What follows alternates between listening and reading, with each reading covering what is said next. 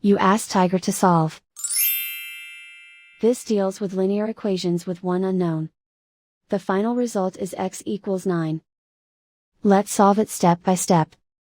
Group all x terms on the left side of the equation. Subtract 2x from both sides. Group like terms. Simplify the arithmetic.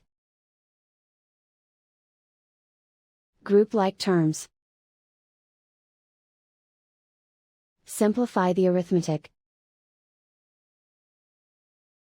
Group all constants on the right side of the equation. Add 32 to both sides. Simplify the arithmetic.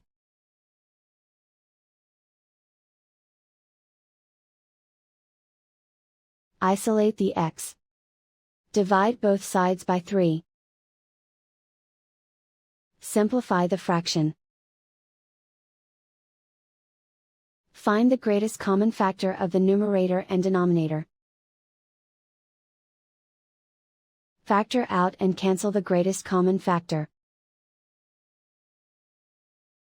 And so the final result is x equals 9.